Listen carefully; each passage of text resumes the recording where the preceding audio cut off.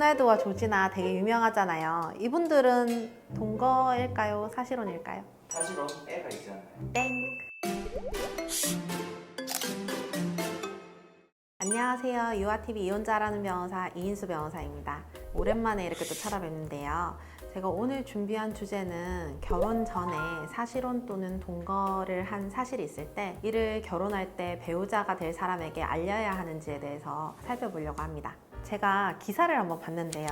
어떤 결혼정보회사에서 이렇게 조사한 거에 따르면 미혼 남녀의 67.7%가 혼전 동거가 필요하다. 이런 조사 결과가 있더라고요. 그 이유가 토궁합이라든지 아니면 뭐 생활 습관 이런 걸 좀 살펴보고 신중하기 위해서 동거를 한번 해봐야 한다. 이런 내용이 좀 많더라고요. 먼저 동거와 사실혼의 개념에 대해서 조금 살펴봐야 할 것 같은데요. 동거는 단순히 남녀가 한 집에 함께 사는 게 동거이고, 사실혼은 결혼하고 부부처럼 사는데 혼인신고를 하지 않은 것을 저희가 사실혼이라고 하죠. 그럼 여기서 피디님한테 퀴즈를 하나 드리겠습니다. 호날두와 조지나 되게 유명하잖아요. 이분들은 동거일까요? 사실혼일까요? 사실은 애가 있지 않나요? 땡.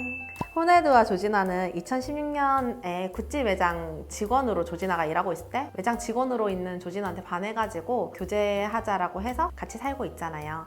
그 사이에 자녀가 지금 있는 것으로 알고 있는데요. 호날두가 여자친구인 조지나에게 매월 한 달에 8만 파운드를 준다고 해요. 이게 하나로 약 1억 3천만 원 정도인데 어마어마하게 많죠. 근데 얼마 전에 제가 약혼을 했다는 기사를 봤거든요. 약혼을 했는데 아직 결혼을 하지 않았다는 얘기는 있고, 그리고 여자친구라고 언론에서 소개를 하고 있잖아요. 배우자 이런 개념은 쓰진 않고 있거든요. 그리고 혼전 계약서를 작성을 했다고 해요. 로드리게스는 남자친구의 호날두와 철저한 혼전 계약을 맺었다. 호날두와 결별할 경우 매달 10만 유로, 1억 3,759만 원을 받는 합의를 한 것으로 알려졌다. 아직 그러니까 혼인관계가 시작된 건 아니지만 만약에 혼인관계가 시작되었을 때 결별을 했을 때 혼전계약서를 작성한 것으로 보이는데요. 아직 결혼하지 않았지만 꼭 자녀의 유무가 사실혼이냐 단순 동거냐를 이렇게 구분하는 그 중요한 기준은 아니고, 대외적으로 어떤 관계인지 다들 누구나 봤을 때 배우자로 인정을 하는 경우에 그 정도가 되어야지 그걸 사실혼이라고 하거든요. 그래서 조지나랑 호날두는 단순 동거로 봐야 할 것 같아요.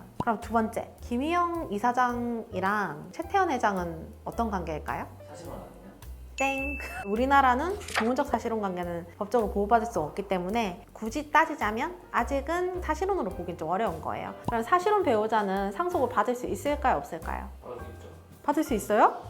땡! 받을 수 없어요. 사실혼 배우자는 법적 배우자랑 달라서 우리가 법정 상속순위는 법률혼 배우자, 그리고 직계 좀비속, 그리고 형제자매 이렇게 돼 있었단 말이에요. 근데 이번에 유류분에서 형제자매가 당연히 상속받는 게 헌법 불합치 결정 났죠. 직계 좀비속과 법적 배우자만 상속인이 되는 거예요. 근데 사실혼 배우자는 법적 상속인이 아니에요. 그럼 하나 더 퀴즈. 오늘 너무 질문이 많다. 사실혼 배우자 사이에서 난 자녀는 상속권이 있을까요? 그건 있지 않을까요? 맞아요. 딩동댕. 자녀는 당연히 상속권이 있고요. 사실혼 관계에서 낳든 법률혼 사이에서 낳든 가족관계 증명서에 등록이 되어 있든 안 되어 있든 상속권자에 해당이 됩니다. 그럼 오늘의 본격적인 주제에 대해서, 결혼 전에 이런 사실혼 또는 동거 생활을 한 경우에 이를 곧 결혼할 배우자한테 알려야 할지, 그리고 이거 알리지 않았을 때 이게 혼인 취소 또는 이혼 사유에 해당하는지 거기에 대해서 좀 살펴볼게요. 근데 그거를 알리지 않았을 때 이거 혼인 취소 사유에 해당할까요? 안 할까요? 안 될 것 같은데. 맞아요. 취소 사유에는 해당하지 않아요. 사실혼은 혼인신고만 하지 않았을 뿐이고, 보통 결혼식을 하거나 대외적으로는 뭐 혼인관계임을 공표하는 등 법적으로 보호받는 혼인관계이잖아요. 우리가 이때까지 공부한 바에 의하면 학력, 직업, 결혼, 이혼 여부 등을 알리지 않은 경우에, 적극적으로 기망을 한 경우에 이를 알리지 않았을 때 이거는 혼인 취소 사유에 해당할 수 있단 말이에요. 내가 그 전에 사실혼 관계로 지냈는데 이제 파탄이 나서 법적 혼인 신고는 하지 않았지만 이제 다시 내가 재혼을 하게 된 경우에는 그 전에 내가 사실혼 배우자가 있었다는 사실을 알려야 합니다. 그거 알리지 않으면 혼인 취소 사유에 해당할 수 있고 위자료를 지급해야 될 수도 있어요. 혼인 취소 사유에 해당돼서 혼인 취소가 되면 이게 소급표가 있는 건 아니거든요. 무효처럼 아예 뭐 혼인이 없었던 것처럼 되는 건 아니지만 혼인관계 증명서에 보면 혼인 취소라고 이렇게 남아요. 그렇기 때문에 나중에 경우에 따라 따라서는 책임이 있을 수가 있기 때문에 이런 부분 알려야 하고요. 혼인 무효는 저희가 뭐 다음에 또 기회가 있으면 또 살펴보겠지만 정말 혼인에 뭐 실체가 없었다든지 예를 들어서 한국에서 체류하기 위해서 중국인이 한국 사람이랑 서류상으로만 이제 혼인신고를 한 거예요. 근데 한 번도 본 적도 없고 같이 산 적도 없고 이런 혼인관계를 맺을 의사 자체가 없었던 거예요. 단순 국적 취득을 목적으로 결혼을 한 경우, 그런 경우에는 혼인 무효 사유에 해당합니다. 이런 경우에는 구청이나 관계 공무원을 기망했잖아요. 이런 경우에는 근데 형사처벌이 될 수도 있어요. 그러면 단순히 과거에 동거한 사실을 결혼할 배우자한테 알리지 않았을 때 이게 혼인 취소 사유에 해당할까요? 안 할까요? 취소 사유에는 해당하지 않는 것으로 봐요. 사실혼과 달리 동거는 단순 그 동거 관계에 불과하기 때문에, 그런데 경우에 따라서는 이혼 사유에는 해당할 수 있다. 일주일 뭐 한 달 뭐 이 정도 가지고 사실은 이게 내가 동거를 했다 꼭 알려야 되는지 사실 의문인데, 장기간 동거를 한 경우에는 취소 사유에는 해당하지 않는다 하더라도 당사자가 그런 부분에 대해서 또 문제를 삼고 그럴 경우에는 저희가 민법 제 840조에 보면 기타 혼인을 지속하기 어려운 중대한 사유가 있을 때 이런 때 또 있거든요. 그래서 지속적으로 그 동거 사실로 인해서 분쟁이 발생하는 경우에는